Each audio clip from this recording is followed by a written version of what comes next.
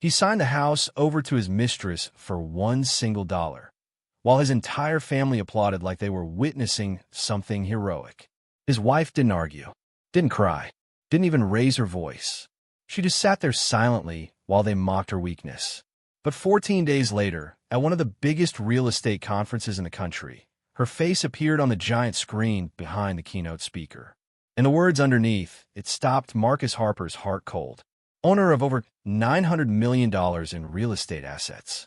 In that exact moment, the man who thought he had destroyed her realized he had actually ruined himself.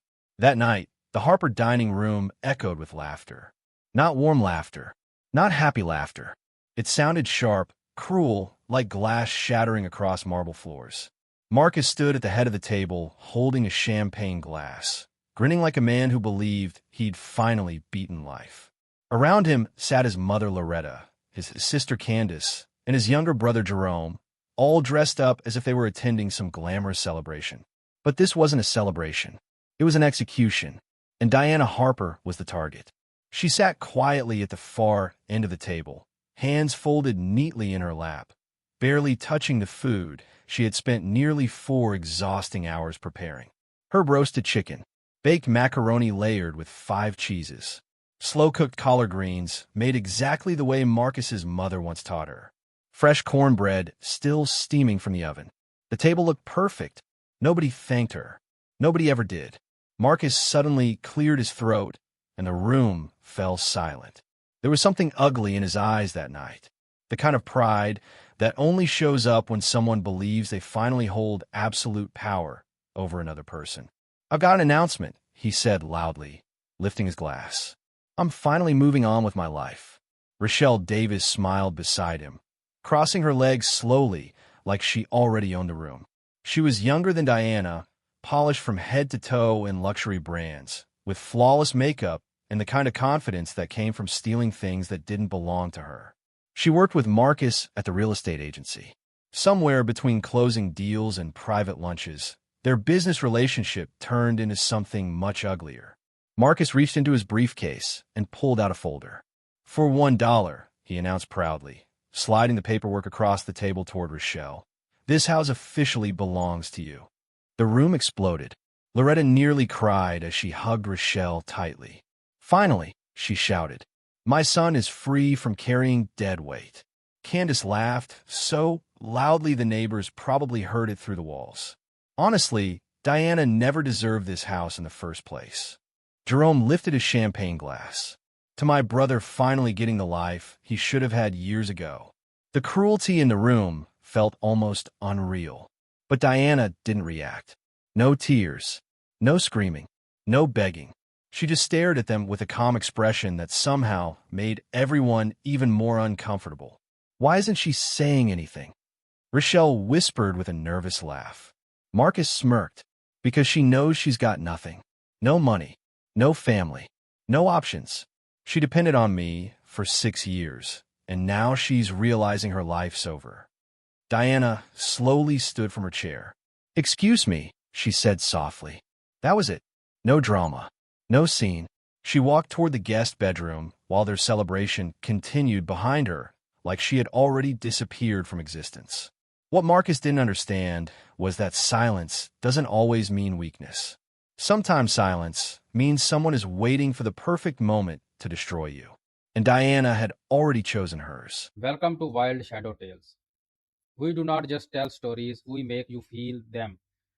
Smash that like button, subscribe, and ring the bell because trust me, you do not want to miss what's coming next. 14 days.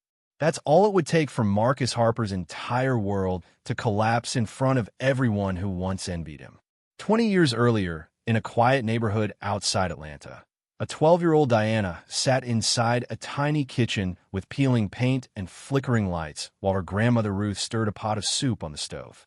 The house was old, modest, and far from luxurious, but it carried something far more valuable than wealth.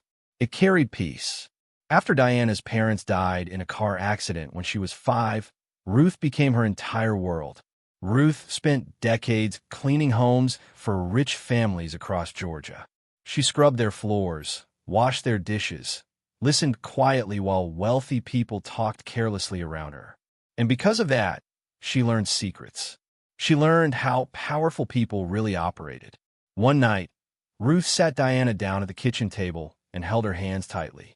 "Baby," she said softly, "the world will mistake your silence for weakness. Let them." Diana looked up quietly. "People fear loud people for a moment," Ruth continued. "But the quiet ones? The quiet ones are dangerous because nobody sees them coming." Then she pulled a silver locket from her pocket and placed it around Diana's neck. Inside were two photographs, one of Ruth as a young woman and one of Diana as a baby. "Never forget who you are," Ruth whispered, "and never show people everything you have. Real power moves in silence." Diana remembered those words for the rest of her life. In school, people overlooked her because she stayed quiet. In college, classmates assumed she was shy and ordinary while she studied finance and real estate late into the night on scholarships and side jobs. Nobody realized she was always watching, always learning, always planning. And when Ruth passed away shortly after Diana graduated, the biggest secret of all finally surfaced. Her grandmother had spent 40 years secretly buying property across Georgia. 19 properties, apartment buildings, duplexes, small commercial spaces, all fully paid off. "Your grandmother was brilliant," the attorney told Diana during the reading of the will. "She built an empire without anybody noticing. Most people would have sold the properties. Diana expanded them. Within 5 years, 19 buildings became 38, then 54, then more. She created holding companies and LLCs that hid her name from public records. Quietly, carefully, strategically. She never chased attention. Attention made people careless. Then she met Marcus Harper. At first, he felt different. He was charming, smooth, ambitious. He brought flowers to her office, called her refreshingly humble, told her she wasn't like other women obsessed with status and money. "You're real," he used to tell her, and Diana believed him. When he proposed after 8 months, she said yes without hesitation. During the wedding ceremony, she wore Ruth's silver locket under her dress and silently prayed her grandmother had been wrong about people.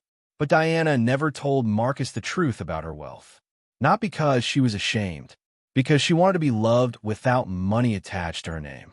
She wanted someone to choose her, not her empire.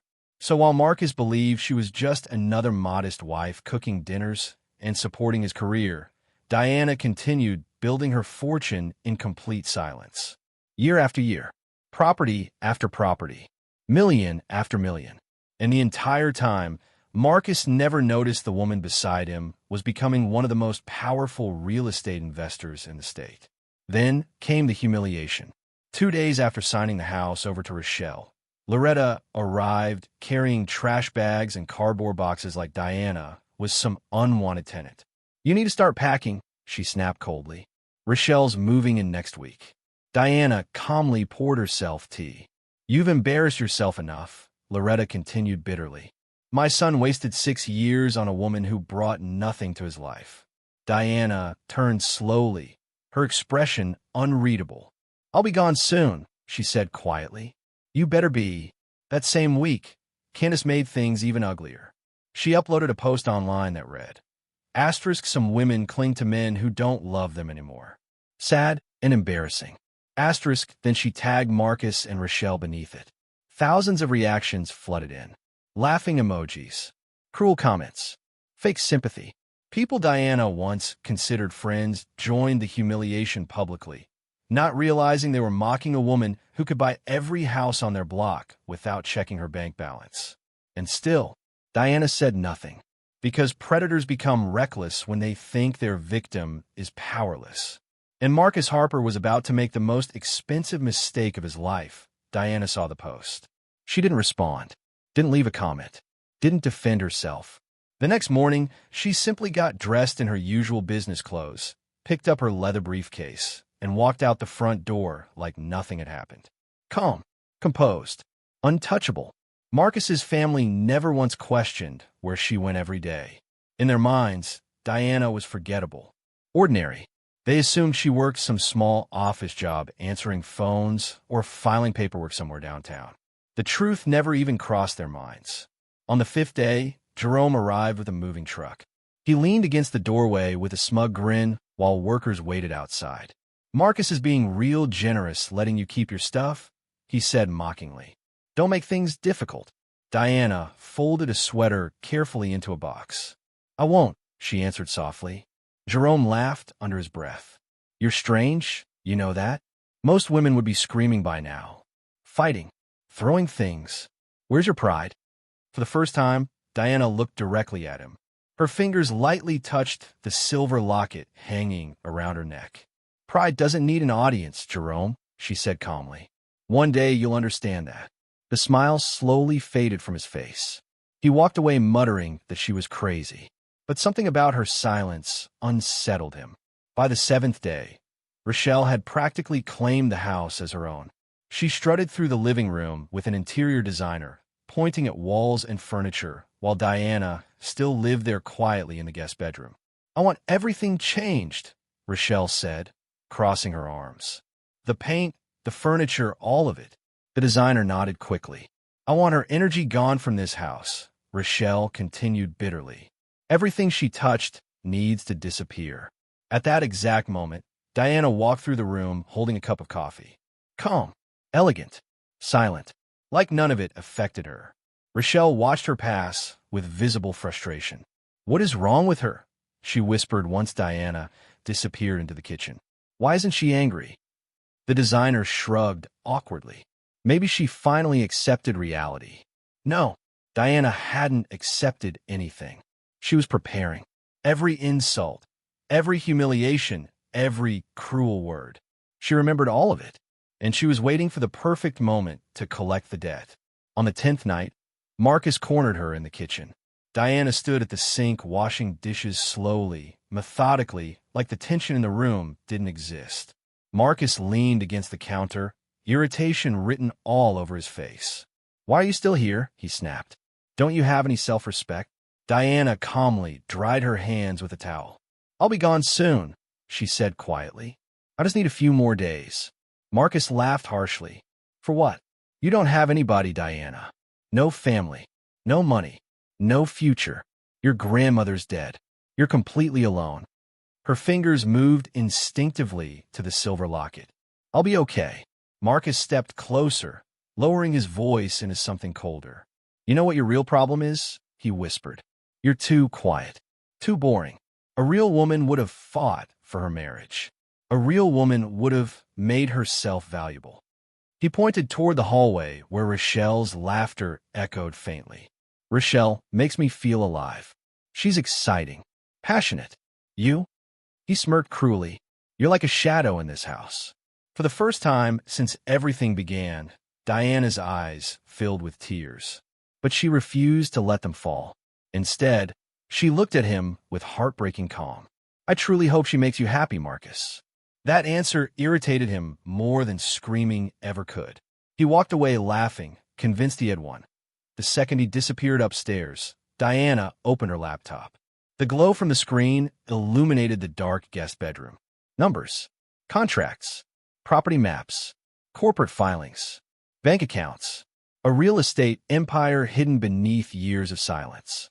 $900 million in assets, 73 commercial properties, 18 residential complexes. For shopping centers, generational wealth built quietly while everyone underestimated her. Diana stared at the screen for a long moment before picking up her phone. The first call went to her attorney, Denise Carter. "It's time," Diana said calmly. Denise went silent for a second. "You're sure about this?" she asked carefully. "Once we move forward, there's no undoing it." "I'm sure." The second call went to Anthony Brooks, the business manager overseeing her investments. "Prepare everything for the Southeast Real Estate Conference," Diana instructed. "Full presentation. Every acquisition. Every record." Anthony chuckled softly. "So you're finally stepping into the light?" "Yes." The third call was the one that changed everything. Diana contacted her accountant. "Release the ownership filings," she said quietly. "I'm done hiding." When the calls ended, she sat alone in the darkness holding her grandmother's locket. "I really loved him, Grandma," she whispered painfully. I wanted him to love me for who I was. Her voice cracked slightly. But you were right. Eventually, people reveal exactly who they are. Meanwhile, Marcus had no idea that the small office job Diana left for every morning was actually the headquarters of a multi-state real estate empire. What made it even more devastating was this. Some of the biggest property deals Marcus bragged about closing over the years had secretly belonged to Diana all along.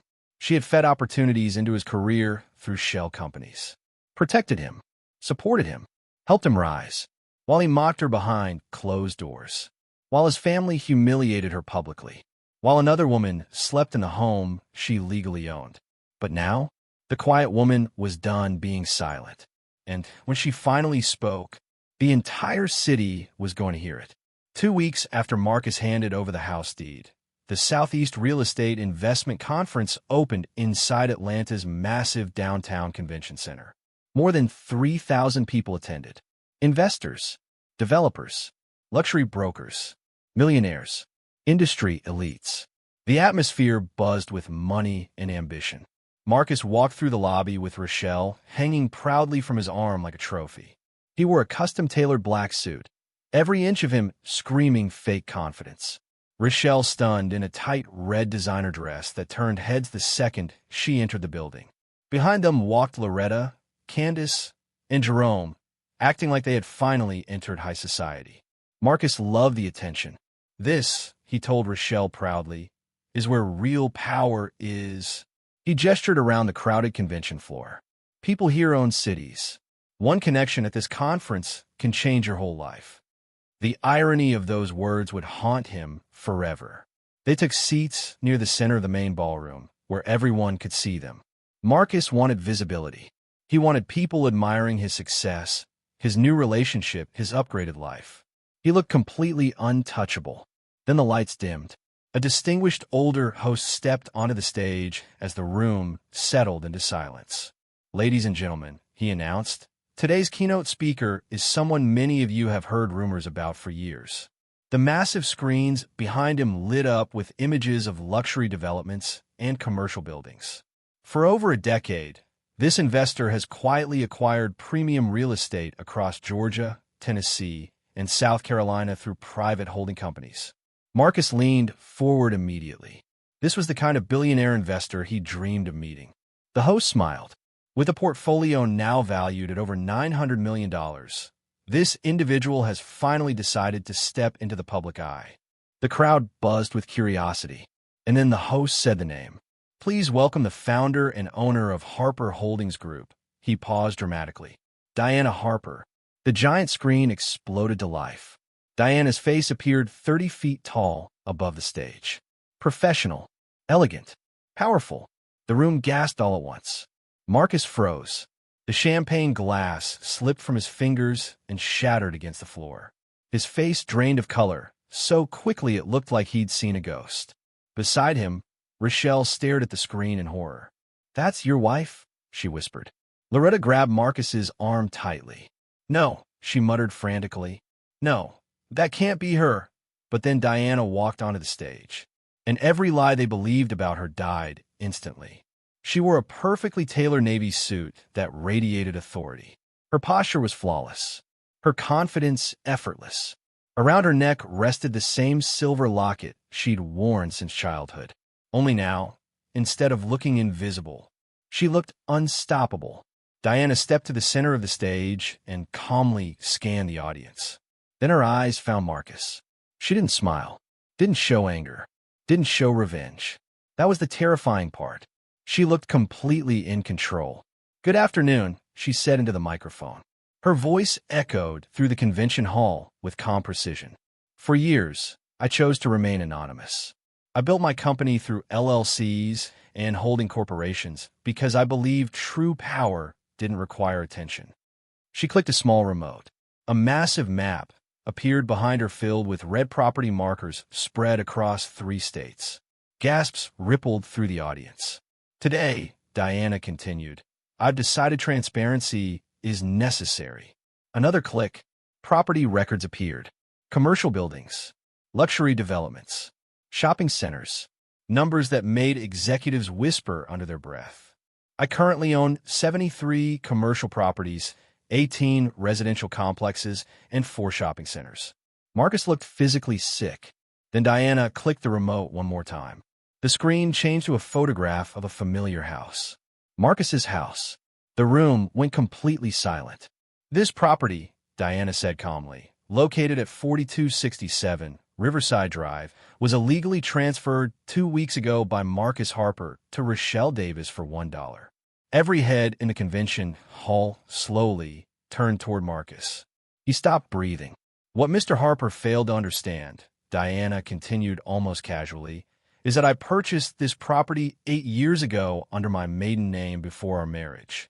Legal documents appeared on screen behind her. The home was never his to sell. Rochelle shot to her feet instantly. "You told me you owned it," she screamed at Marcus, humiliated beyond belief. People nearby began whispering furiously. Phones came out. Someone was already recording. Rochelle grabbed her purse and stormed toward the exit while cameras followed her every step. But Diana wasn't finished. Interestingly enough, she continued, the real estate agency employing Mr. Harper was also recently acquired through one of my corporations. Another click. Ownership documents filled the screen. As of 8 a.m. this morning, Marcus Harper is unemployed.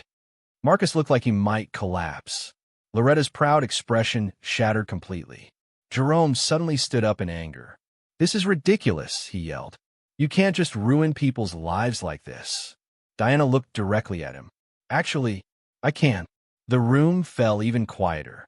"And Jerome," she added smoothly, "the building housing your restaurant belongs to me as well. Your lease expires next month. I've chosen not to renew it." Jerome dropped back into his seat in stunned silence. Diana turned toward Candace next. "In your boutique on 5th Street? That property is also mine." Candace covered her mouth instantly. "I've already approved a new tenant." The humiliation on their faces was unbearable to watch. Then finally, Diana looked back at Marcus. 3,000 people watched in absolute silence as the woman he called weak dismantled his entire life piece by piece without ever raising her voice. "You told me I was nothing," she said quietly. Marcus couldn't even look at her anymore. "You said I had no power, no money, no future." She paused, then delivered the line that destroyed him completely. "You were wrong about every single thing." Diana clicked to the final slide. A photograph of her grandmother, Ruth, appeared on the massive screen behind her. An older black woman with tired hands, soft eyes, and the kind of strength life only gives to people who survive hardship without letting it harden them. The room fell silent. "My grandmother Ruth," Diana said softly, "cleaned houses for 40 years. You could hear every breath in the convention hall. She scrubbed floors people walked across without thinking. She washed dishes in homes bigger than the neighborhood she lived in. And with every paycheck, she quietly bought property. The audience listened without moving. When she passed away, she left me 19 buildings." Diana paused, glancing briefly at Marcus. "I turned those 19 buildings into 73. A ripple spread through the crowd. I built an empire while being somebody's wife, while cooking dinners nobody appreciated, while listening to his mother call me dead weight, while watching his sister laugh at me online, while hearing the man I loved tell me I was nothing." Marcus broke, right there in front of thousands of people. Tears rolled down his face uncontrollably as the weight of everything finally crushed him. The confident man who once mocked Diana's silence now sat trembling in his seat, unable to even look at her. Loretta cried beside him. Candace stared at the floor in shame. Jerome looked hollow. But Diana? Diana stood tall, composed, unshaken. "I never needed you, Marcus," she continued, her voice surprisingly gentle now. "That's what you never understood." The room stayed perfectly silent. "I chose you." That line hit harder than anger ever could.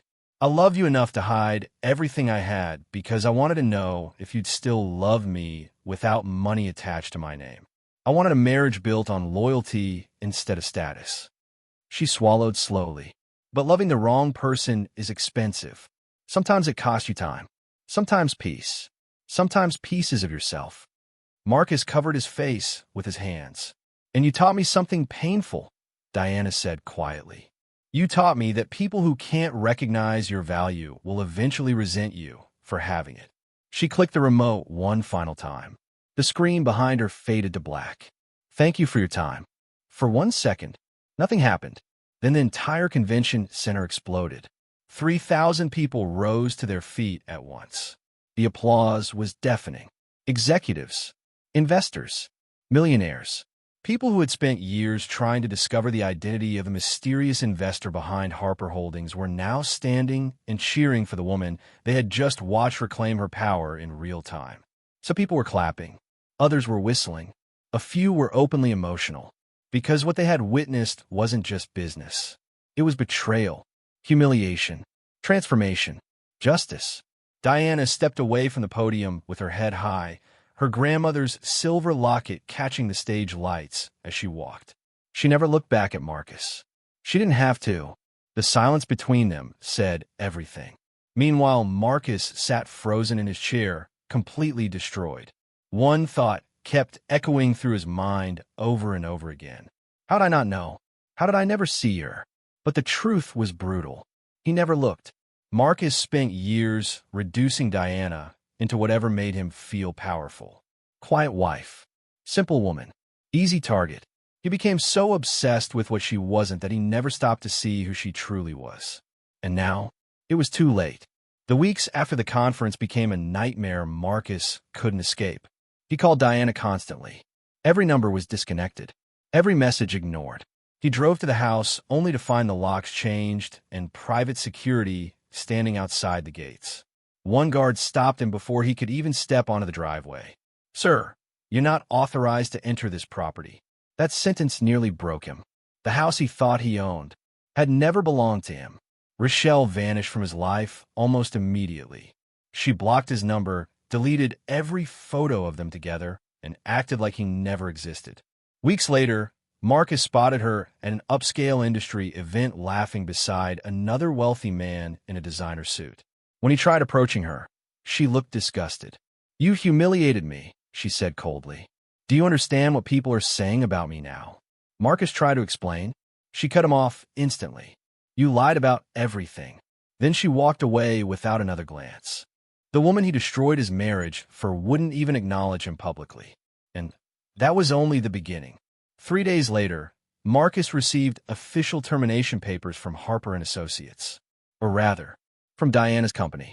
The restructuring process had eliminated his position effective immediately. A week after that came the eviction notice. Turns out Diana quietly owned the apartment complex he'd moved into after leaving the house. His lease would not be renewed. Then his car was repossessed. The bank unexpectedly called in the remaining loan balance. Marcus later discovered the financial institution handling the loan was partially controlled by one of Diana's investment groups. Within 3 months, everything collapsed. His career, his reputation, his money, gone.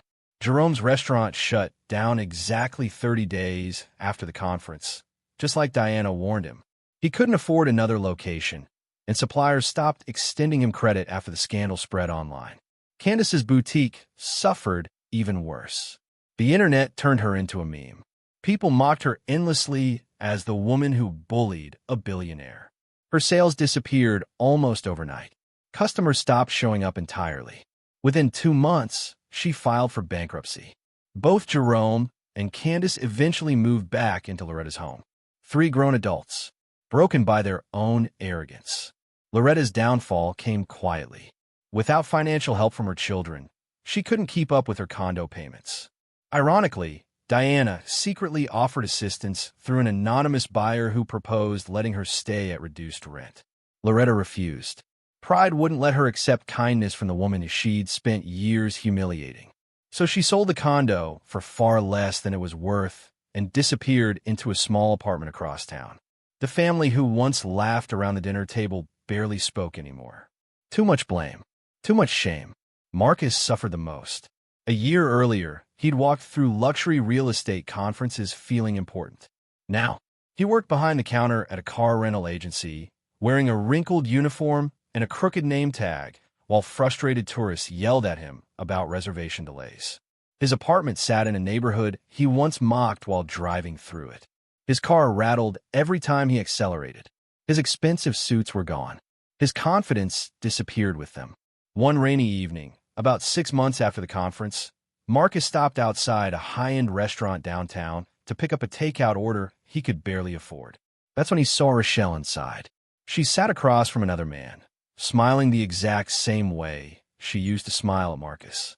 Beautiful, carefree, performing affection for whoever benefited her most. The man excused himself to the restroom, and for one brief moment Rochelle looked toward the window. Her eyes met Marcus's. 3 seconds. That's all. She stared at him with absolutely no emotion. No regret. No warmth. Nothing. Then she calmly picked up her wine glass and looked away as if he were a complete stranger. Marcus stood there in the rain holding his cheap takeout bag, realizing he had sacrificed everything for someone who couldn't even pretend to care anymore.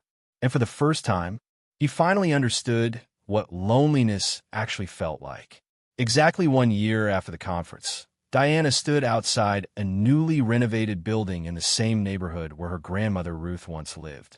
Above the entrance hung a beautiful sign, Ruth's House, a community center for women rebuilding their lives. A crowd gathered outside for the opening ceremony. Single mothers, community leaders, young women searching for second chances. Diana stood before them wearing an elegant cream-colored dress, her grandmother's locket resting against her chest. But the most noticeable thing about her now wasn't her wealth. It was her peace. "Thank you all for being here," she began warmly. "This center is named after my grandmother, Ruth Harper. She taught me that real power isn't revenge." She looked at the building behind her.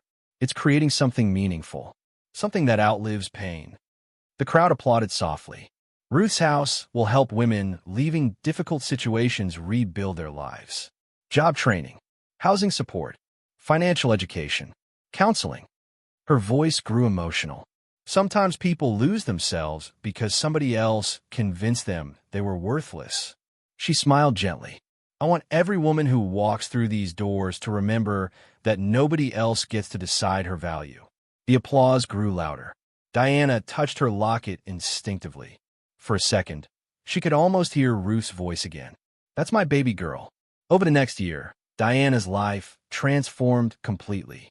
No more hiding behind anonymous corporations. No more shrinking herself to protect fragile people. She openly led her real estate empire now, sitting on major corporate boards and mentoring young women interested in business and investing. She dated occasionally, but cautiously. Love looked different to her now. Stronger boundaries, sharper instincts, more self-respect. One afternoon, Diana drove past the old house she once shared with Marcus. Only now, it had been converted into affordable housing for single mothers. 6 beautiful apartments filled with women rebuilding their lives. And the kitchen? She kept it exactly the same. The same kitchen where she once cooked meals for people who never appreciated her.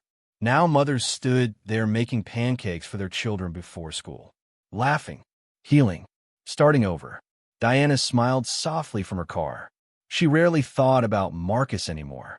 He wasn't her ending, just a painful chapter that taught her how valuable peace really is. She parked briefly and pulled out her phone. On the screen was an old photo of Ruth standing proudly outside their tiny childhood home, hands on her hips with that same fearless expression Diana now carried herself. "I hope I made you proud, Grandma," Diana whispered. And deep down, she knew she had, because this story was never really about revenge. It was about worth, about building quietly while people underestimated you, about understanding that silence can be strategy.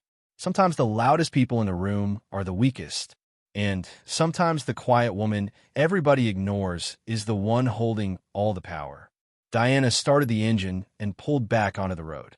She had another meeting waiting, another life to build, another future ahead of her. As traffic moved around her, she touched the silver locket one last time and smiled.